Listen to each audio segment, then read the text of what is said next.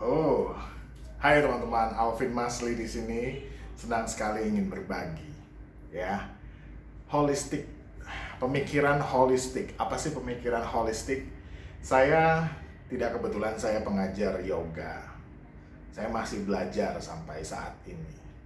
Ya, di yoga itu ada namanya mengikuti nafas, memperhatikan nafas dengan intens sampai akhirnya pikiran dan nafas menjadi satu.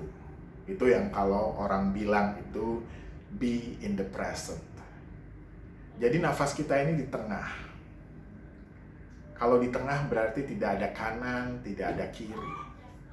Tidak ada penilaian baik, penilaian buruk. Semuanya dilihat sama. Ya. Tapi bukan menyamaratakan. Tidak. Tapi semuanya bisa dihargai yang ada di seluruh aspek kehidupan. Karena dengan memperhatikan nafas ini, kita melatih sesuatu yang ada di dalam jiwa kita, yaitu intelligence. Sifat dari jiwa kita adalah intelligence. Intelligence itu bagaimana sih? Intelligence adalah ketika dia mempelajari sesuatu, dia di tengah, dia tidak mau menjudge. Observer di dalam diri kita adalah intelligence. Jadi pandangan holistik adalah pandangan yang berawal dari intelligence. Holistik itu sendiri dari kata whole, W-H-O-L-E, whole, keseluruhan, atau bisa juga diartikan holy, dari kata suci, di mana tidak ada judgment. Kalau kamu masih memperhatikan yang baik ini, yang itu kurang baik, negatif, jelek, positiflah yang bagus. Bahkan positif sendiri tidak bisa kita bilang itu positif kalau tidak ada negatif. Kesalahan itu ada dalam hidup kita, dan memang kesalahan itu eksis dalam hidup kita. Kalau kesalahan tidak ada, maka yang tidak salah, yang benar tidak akan ada namanya. Kita tidak tahu apa. Yang terpenting sekarang gini, banyak orang yang tidak bisa terima kesalahan. Seolah-olah diri mereka tidak pernah melakukan kesalahan. Tapi coba bercermin ke diri. Setiap saat kita berpotensi melakukan kesalahan. Dan kesalahan kita itu bisa jadi pelajaran.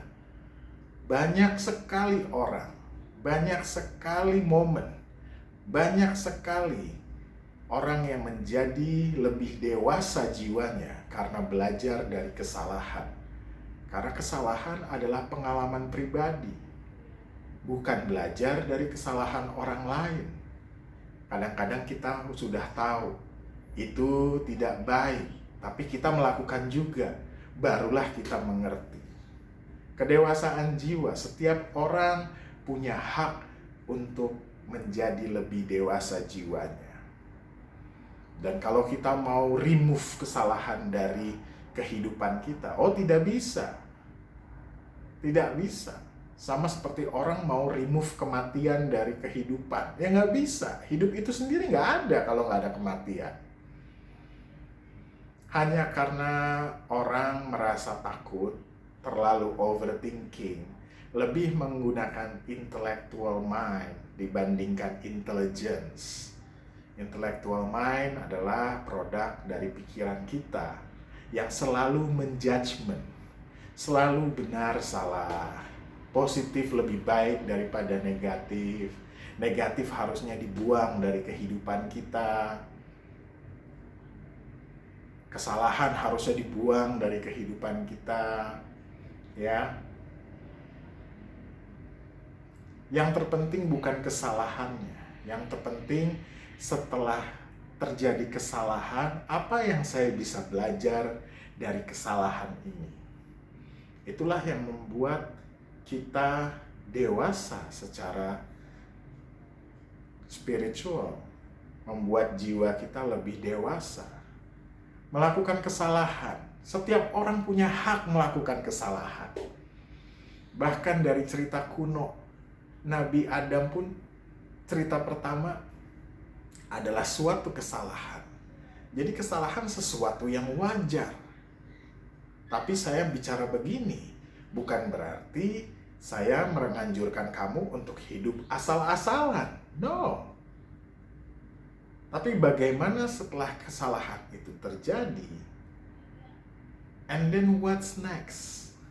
Kalau kesalahan itu ada di kamu, apa yang akan kamu lakukan dari kesalahan itu? Orang bebal. Nah, lain dengan namanya orang bebal, di mana kesalahan itu terjadi dan dia terus mempertahankan kesalahan itu.